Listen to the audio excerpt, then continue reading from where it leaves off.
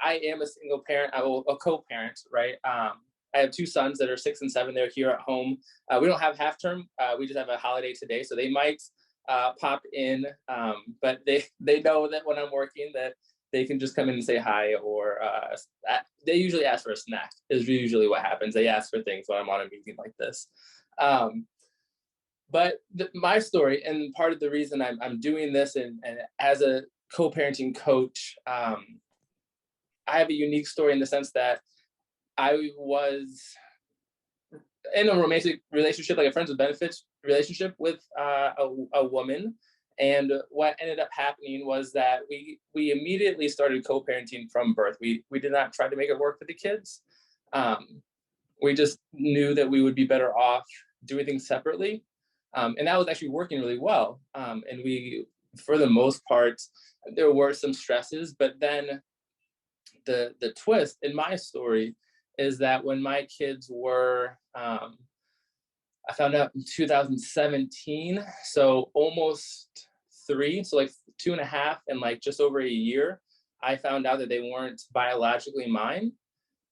So then I needed to make the decision of like what to do. And it took me about a day and a half. And then we went through the court system to get me to be legally their father. And it didn't really change anything as far as what we were doing.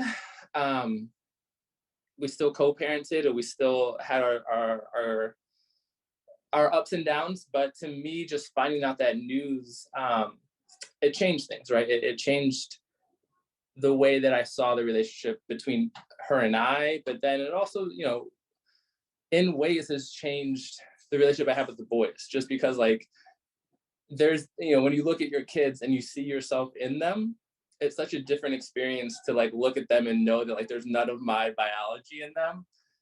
So all I have is the nurture part of nature and nurture. So to me, that's why like parenting,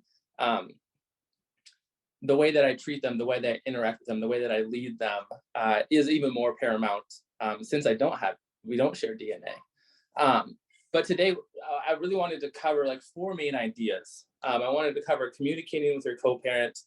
I want to talk about communicating with your kids, and that'll lead into collaborating with your kids. And then 4th, like how to know that your kids are going to be okay through all of this, right? Because that's honestly, as I talk to people, as I coach clients, everybody just wants to make sure that their kids are going to be okay. That like, how is this not going to ruin them? How do I not feel guilty about that? So that's what I'm going to end with. But this idea of communicating with your co-parents, a big thing that I work with, clients with, is this idea of what it means to react versus responding. And when our co-parent talks to us, whether it's something, what I hear often is, they're telling me that I'm doing something wrong, or they're complaining about the way that I do things at my house, or even when I bring something up, like a change in the schedule, that there's always like an attack or negative feedback, or just the co-parent is saying something that hurts your feelings.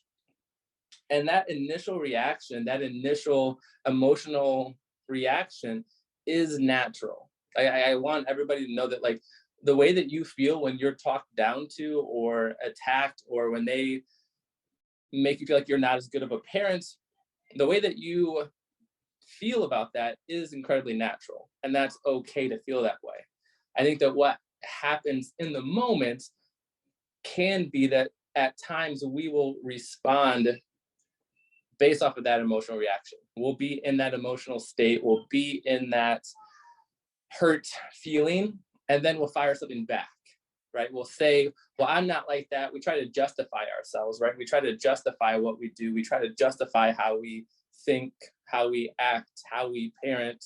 And then what happens is our co-parents will then start attacking or arguing with our justification, and that original point really gets lost.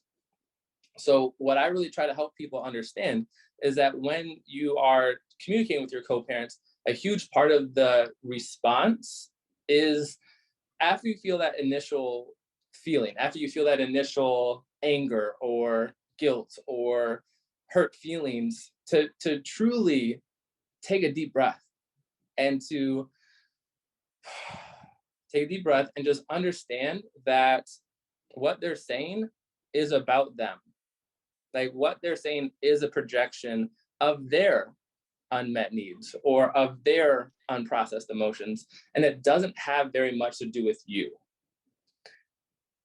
So after you've taken that breath and you think about, all right, what are they really saying? What is really going on here? Do they really have a point? Then you can move into the response. And with the response, it can be short and it can be firm. And at times those things can feel like they're cold or detached, but it's really about protecting yourself. So if your co-parent says something like, oh, you're never on time, or, you just don't understand, I'm doing all this work, or I just never catch a break, and you don't understand, you're doing this wrong, you're doing that wrong. It can feel like, oh my gosh, like an attack. So you take that deep breath, and then you realize, okay, they must be tired. They must feel like they're doing a good job. They must feel like this. And then you allow them to take that with them. Be like, hey, I hear what you're saying, but what's the solution? Okay, I hear what you're saying, and I can tell that you're frustrated. What are you going to do about it? Or, I just had a client tell me that she had a situation with her co-parent that, he got frustrated because he wanted a certain time to pick up the kiddo, and, she gave him options, or, he was going to come at a certain time. He's like, is this okay, or is that okay? And she was like, well, which one are you going to come at? Well, is this okay, or is that okay? And she just kept putting it back on him. And a lot of times what happens with people who are attacking is that they're just not thinking in the moment. So when we can get our co-parent to stop and think also, we get to a lot more solution-oriented, a solution-oriented conversation. Because if they say something mean and then we say something mean back, then we're just stuck in a loop that never ends. So the true way to break out of that loop is to stop yourself, take that deep breath, pause and think, and then respond. Okay. And the way to do that, because I know that in the moment, some of these things that we hear, some of these ideas that we're presented with, legitimately just fly out the window, right? Like, I hear this, I know this, but in the heat of the moment, they're saying something, their voice gets loud, their words get mean, I get triggered, my body starts heating up, and I just want to fire back. So how do I get to the point where I can practice beforehand? And that's where we go from reacting versus responding, and we add in being proactive. Okay, so then it becomes be proactive, then react, then respond. So the way that we are proactive in our approach is this idea of you have to validate yourself. Okay, one of the most key ingredients of a healthy co-parenting relationship is when one of the co-parents is validating themselves. That means, hey, I know how hard I'm working, and I know I'm doing a good job.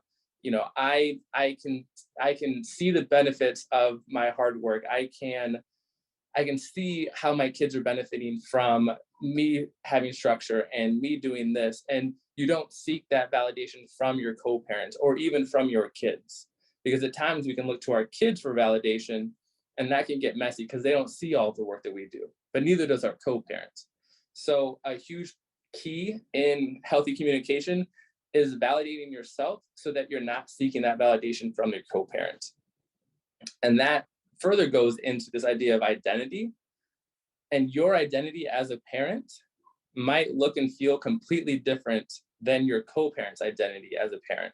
So we have to resist the urge to compare what we do to what they are doing. Because for some of us, being there every day, providing the structure, doing the things like getting them to bed on time every day, that's how we identify as a successful, effective parent.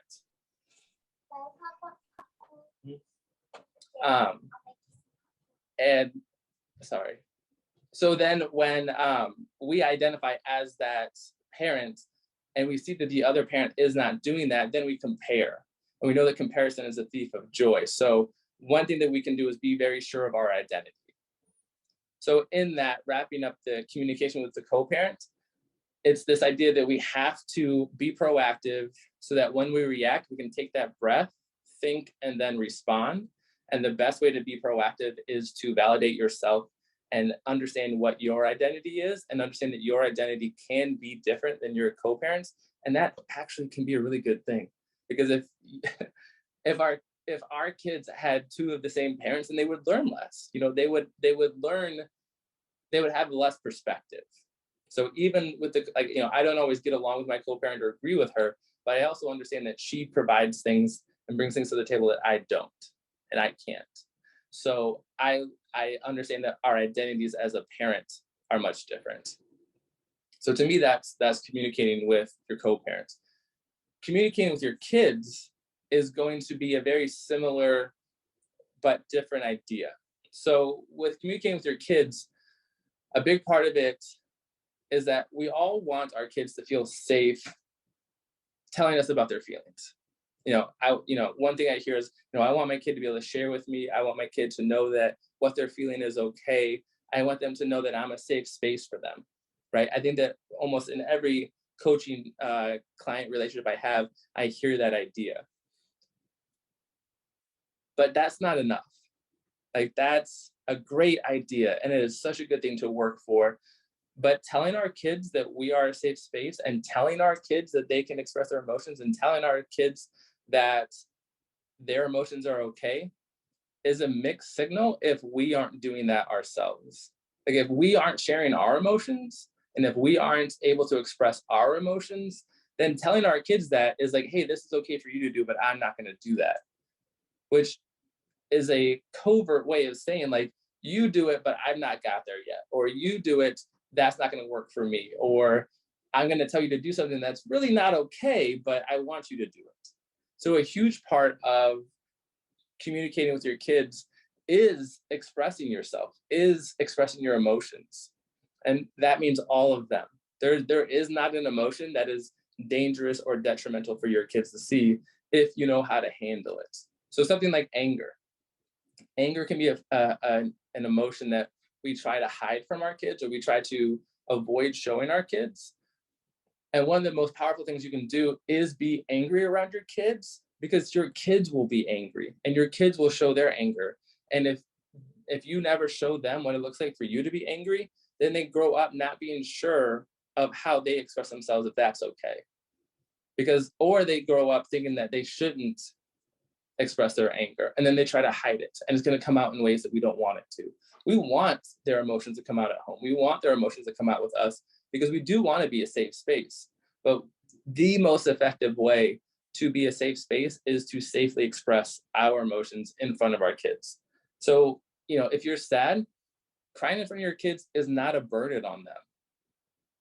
It's actually can be a very effective way for them to practice being empathetic.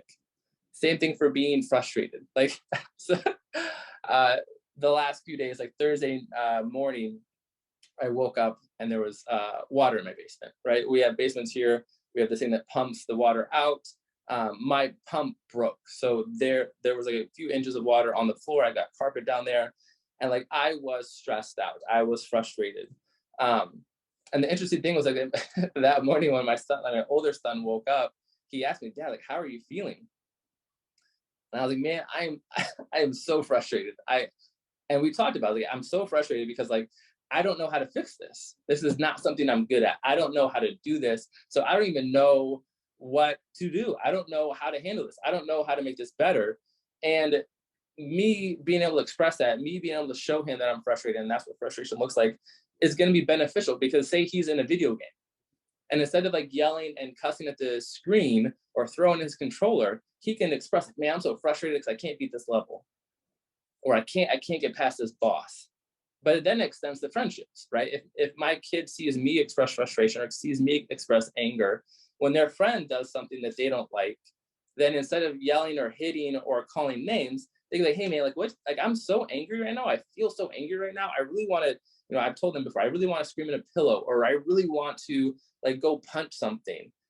And saying that to a friend, as my kid's 7 years old, saying that to a friend instead of getting into a fight is going to be so powerful.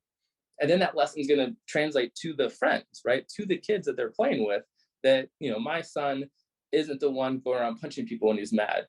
And like, hopefully that's the way all kids can be, but like, it's a powerful thing to see that. So a big part of what I hear is, I don't want to be a burden on my kids as far as emotions go. Thank you. I don't want to be a burden on my kids as far as like sharing my emotions or showing my emotions.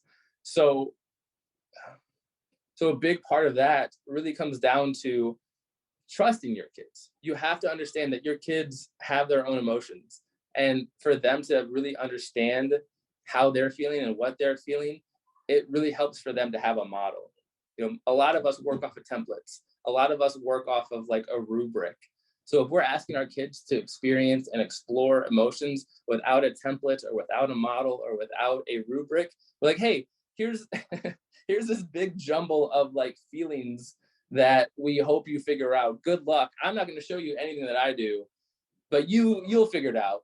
But no, not like that. Don't yell and don't hit, and then don't say mean things, and then don't cry all the time.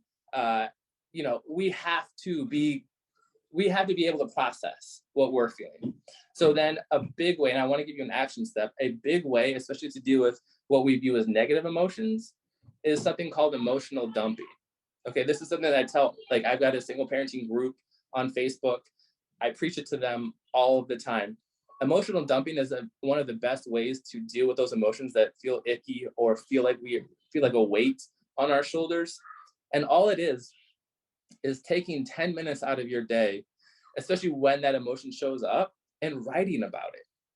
And then some people talk about it. And I even had one person who said that like they will almost like act out if it was like an interaction with their co-parents or interaction with another person. They'll like reenact the conversation and say what they wish they would have said. But the idea around emotional dumping is I'm going to write out, like if I take the flooding in my basement, for example, I'm so frustrated that I don't know what to do about this flooding. I'm so frustrated that like I don't have an answer. I'm so frustrated that this is going to cost me time and money, and I have to call off from work, and I have to cancel appointments, and I hate canceling appointments. I hate that feeling of emailing somebody to say, hey, that appointment that we had that I'm the coach of, I have to cancel. I don't like that. So it was something that I actually wrote down. I was like, I don't like canceling appointments, but I also know that if I try to do the appointments and try to figure out the flooding, I'm going to get even more stressed. So then it's like, I'm stressed that there's no right answer. I'm stressed that there's no easy way out. I'm stressed that I know that this is going to take at least a few days to figure out and might cost me hundreds or maybe thousands of dollars, depending on what insurance covers and what I have to do.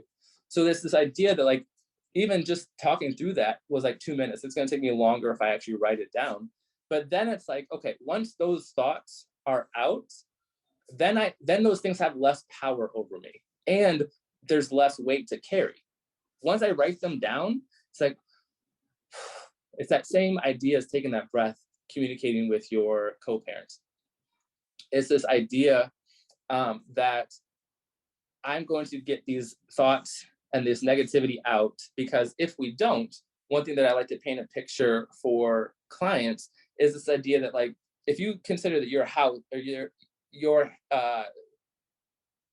brain is a house, right?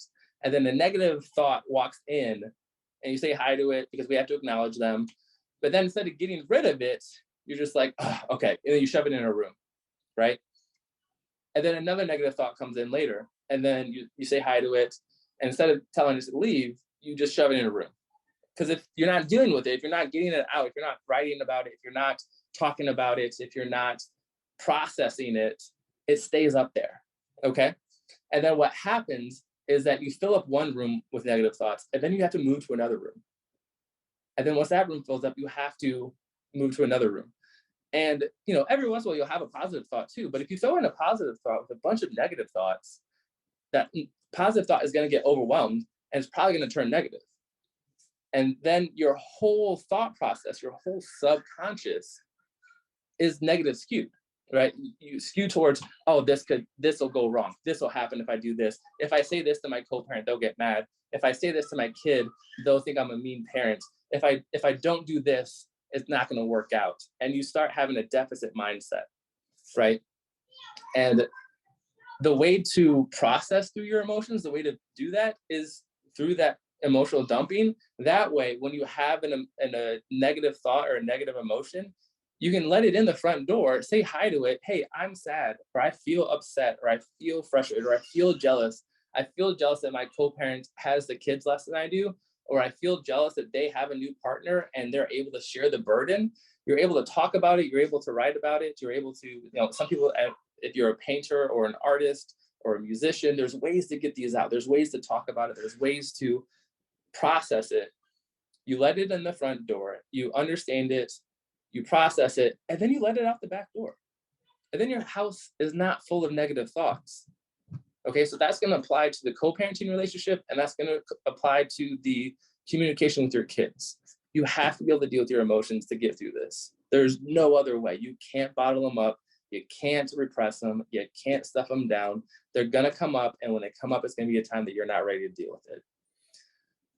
So that's communicating with your co-parents. That's communicating with your kids. Now, how do you collaborate with your kids, right? Collaborating with your kids is this idea that there is no way that you have all the answers. Let's just start there. There is no way that you have all of the answers. Because one, none of us, not a single one of us planned on being a co-parent or planned on being a single parent. I don't know any shows that showed that growing up. And I don't know of any representation of oh, this is what a co-parent looks like, or this is what a single parent looks like. So we had no idea how to do that. We as two-parent households, those people barely have any idea of what they're doing, and they had representation growing up. So for us as single parents and co-parents, this is not something we were prepared for, and it wasn't something that we were looking forward to. And there's no way to know. There's no way to have all of the answers.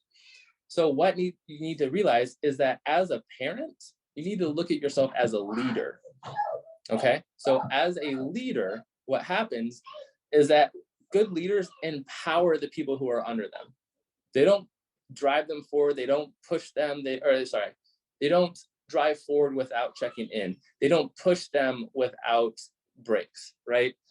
A good leader understands the strengths and weaknesses of the people underneath them. They understand that what works for one person might not work for another. So if you've got multiple kids, they have multiple strengths and they have multiple weaknesses. And if you ask both kids to be the time management person, and you ask both kids to be the clean person, and you ask both kids to do the same things, you're gonna get mixed results, and that's gonna be stressful, and that's gonna cause a division in your team.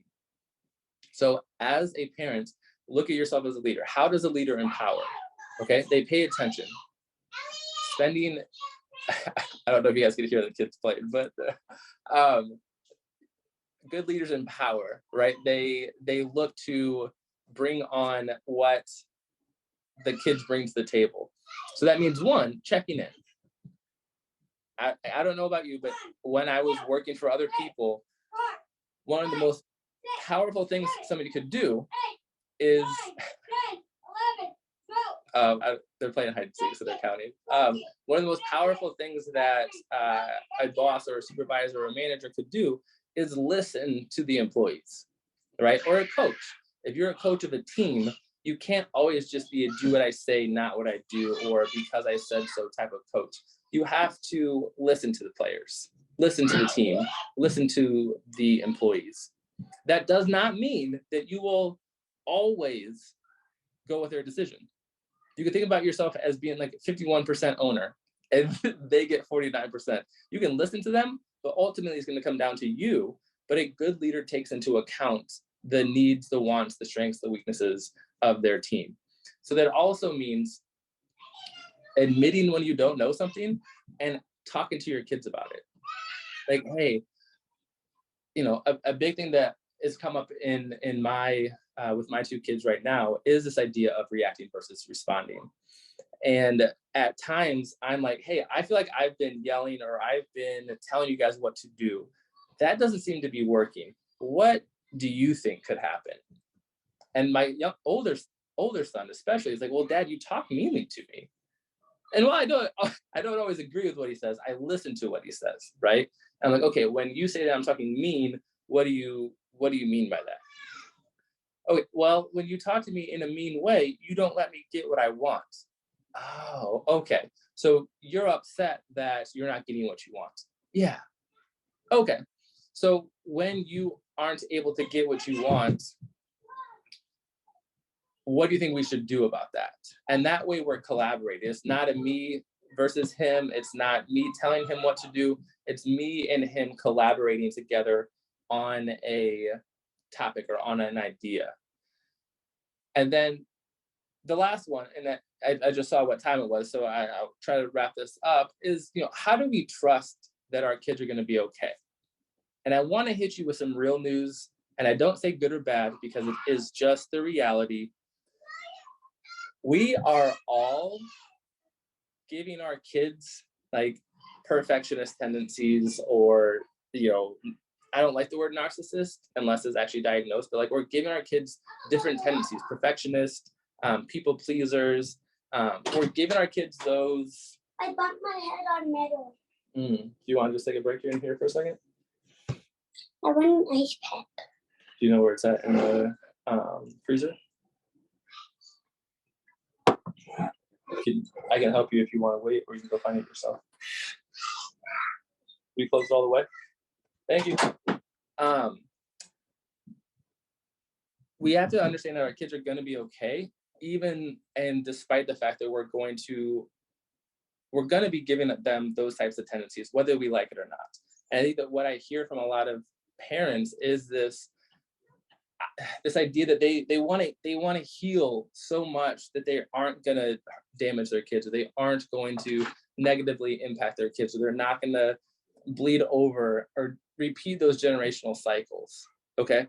But there's a couple of things about that. Number one, very few people that I know had parents. I'm 33, so my generation and older, none of us had parents who were self-aware. Okay. And that's not an indictment of our parents. It's just a simple fact that like this was not something that they spent time thinking about. It was not something that they, were sitting on Zoom calls with somebody who's from the United States and they're in the UK trying to become better. Right? Some of them might have been, and I will not take that away from those who were, but a lot of them were not actively becoming better parents. They were actively trying to become better at work or maintain. A lot of them were like, hey, once I get this, I need to maintain it. Because for them, there was not a lot of leisure time.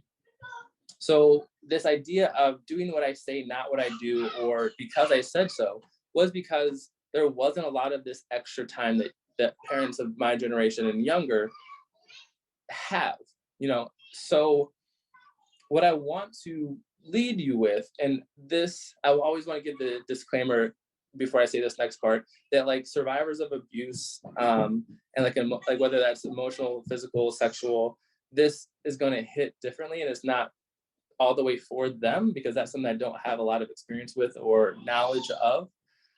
But for non-abuse survivors, we need to remember not to knock our parents down and stand on their backs. We need to understand that in order to be the parents we need to stand on their shoulders, right? They worked hard. If they could have been better parents, they would have been. We have the ability to see what they did. We have the ability to reflect on what happened, on how we felt about it, and we have the ability to be better. We have the ability to do more. But I promise you. I put landed on wood. Okay. Hey, I miss you too. I've got about 20 more minutes. Do you want to sit in here quietly, or do you want to go back and play? I don't know how to take care of my foot though. I know. Do you want to take a break, or do you want to go back and play? I can play. Okay.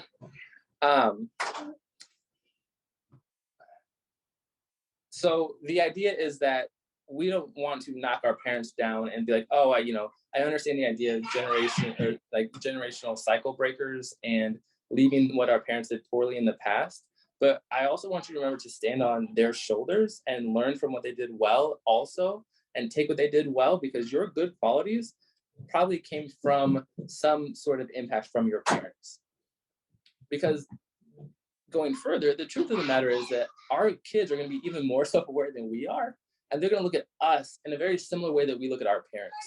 So it's not about trying to get to this place that we eliminate this need for like we're still raising people pleasers. We're still raising perfectionists. We're still raising anxious kids. We're still raising these people. It's not about getting them to the point where they don't need any of that. It's about equipping them to handle who they are, because they came out with full-on personalities. From birth, they had personalities. So our impact on them is inevitable. But what we can do, what we can trust in, is that if we focus on, healing ourselves, and then we are able to see what they bring to the table, we're able to see what they bring to the table without the bias of like feeling guilty that we are single parents, or feeling guilty that they don't have everything that they should.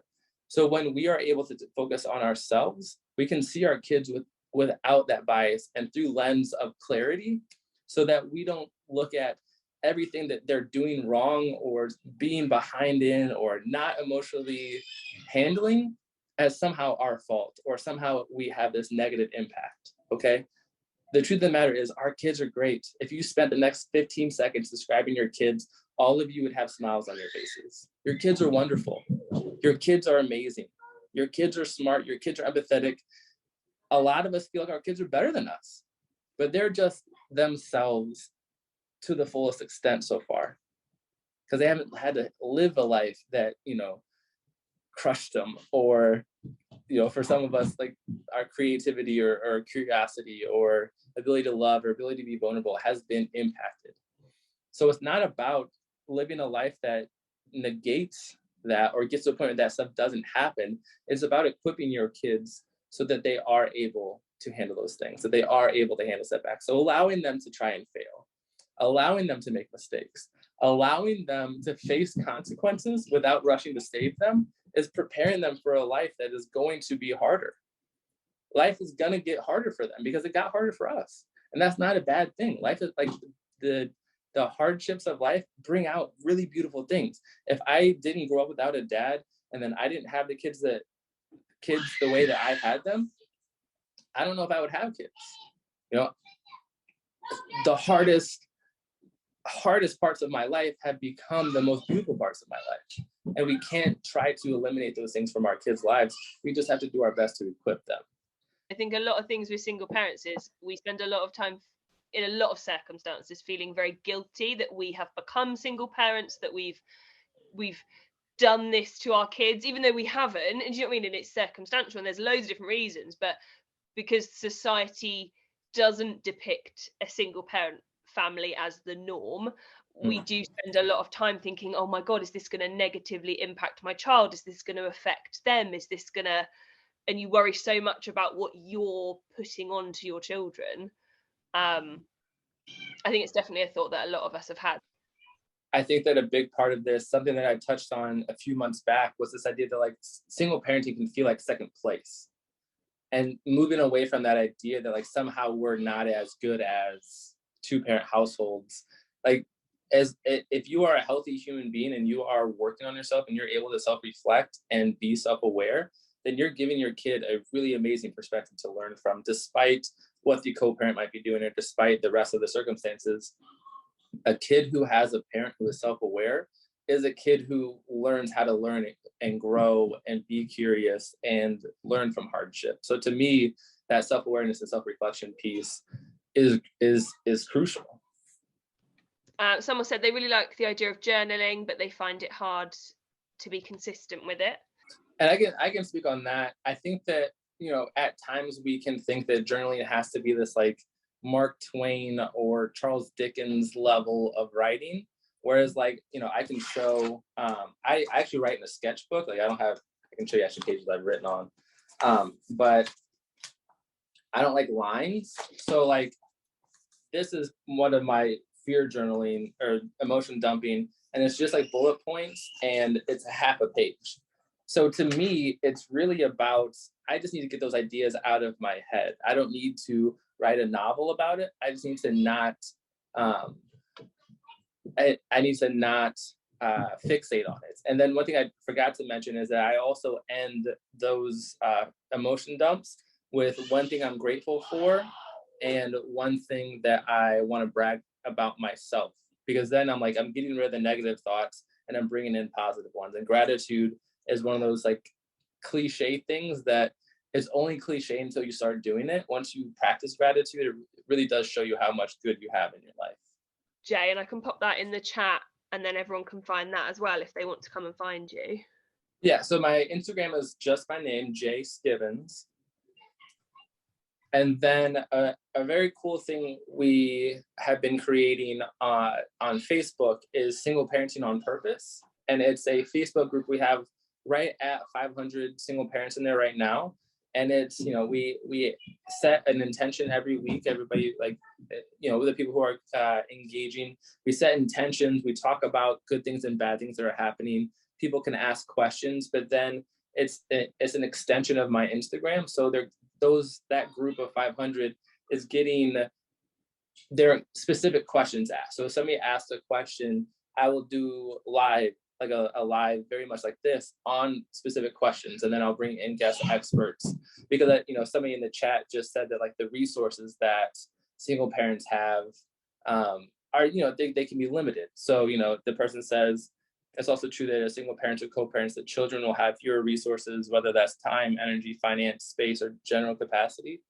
I want to create a community that we're seeing success. We're seeing single parents truly thrive, because I think that without that representation, it can feel like we're all struggling and we feel like we're all doing it alone. And it is hard, but I want single parents to have a seat at the conversation of parenting, right? I think that there's and somebody else just said a calm about, and I have to read the whole thing. But a calm household with no conflict is an amazing achievement. I mean, yeah, 100%. I could not agree more with that, because then you can start to have your power back, right? If you're in a situation where you feel disempowered, moving into your own space and being able to create your own structure and create your own environment is incredibly empowering. And that's another thing that our kids see in what we do, that they're able to learn from, and they're able to apply it to their life. Because if they only see us struggle and they only see us bottling things up, that's how they become that way. And it's exactly how my clients describe their parents. A lot of people that I work with will talk about how their parents, had high expectations, or were slow to show love, or slow to show their emotions. And that directly impacted the relationships that my clients have been in. And then we have to break those things down in order to get them to a point where they are able to see those, like, who they are as positives and who they are as like abundant people who are doing a good job. So that idea of that calm household is such a huge step. Yeah, I think that's so interesting. I was listening to a podcast on the way home today, and they were talking about how you feel so much guilt for leaving a relationship for whatever reason, or not being a husband, wife, or a two-parent family, but actually two separate households that are both loving and calm and parenting effectively is so much better potentially than that really toxic one household where you think you might be doing the right thing by keeping it as one, but actually okay. So yeah, I love that comment about a calm household. So well, and to build on that, I forgot what the woman's name is, but there's a TED talk that really focuses on the idea of like every child deserves a champion. And her idea is that like just one positive adult in a kid's life can give them the resilience they need to be a success in life. And she's talking about kids who like come from like legitimate chaos and legitimate like violence and super difficult upbringings, to just have one adult, whether it's a coach or a teacher or a mentor of some sort, just having one positive adult in their life can completely change their life. And if you apply that to single parenting or co-parenting, if you're a parent and you're involved in your kid's life 50% of the time, or part of the time, and you can provide that structure and that love and that safe space, your kid is at such an advantage. Like, I think that it's short-sighted to think that what is happening is going to ruin our kids, when I think that the hardships that they face in a safe space are really what's going to make them become who they could be. Like, they're going to take those setbacks, those things that didn't go perfectly, and turn them into something beautiful, because that's, to me, exactly what I've done. You know, fatherhood is important to me, and I have a fatherhood group because my dad wasn't around. You know, I watched my single mom truly, like, give all of herself to me and my siblings. And I'm like, I know that I don't want single parents nowadays to have to give up themselves in order to find success for their kids. And then as the kids got older, my own kids, and I'm parenting the way that I am, I'm starting to see just how much I can do for myself and provide. Like, they have a good life. Like, right now they're having fun. I'm working, they're having fun. It's like a perfect microcosm of this fact that, like, when I take care of myself and I make myself a priority, they will still see the benefits. They will still grow. They will still blossom the way that they should, because I'm taking care of myself. And that's, to me, paramount for single parenting.